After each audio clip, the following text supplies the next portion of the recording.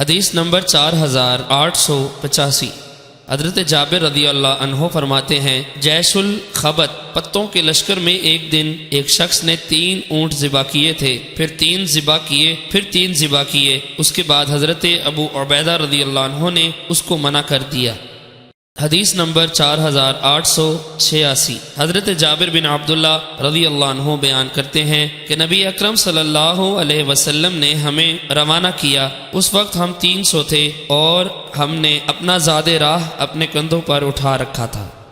حدیث نمبر 4888۔ حضرت جابر رضی اللہ عنہ بیان کرتے ہیں کہ رسول اکرم صلی اللہ علیہ وسلم نے سمندر کے کنارے کی طرف ایک چھوٹا لشکر بھیجا، میں بھی اس میں شامل تھا۔ اس کے بعد حسب سابق حدیث ہے، البتہ وہب بن کیسان کی روایت میں ہے کہ لشکر نے 18 دنوں تک اس کا گوشت کھایا۔ حدیث نمبر 4889۔ حضرت جابر بن عبداللہ رضی اللہ عنہ سے مروی ہے، فرماتے ہیں رسول اکرم صلی اللہ علیہ وسلم نے جہینہ کی طرف ایک لشکر بھیجا اور ان پر ایک شخص کو امیر مقرر فرمایا۔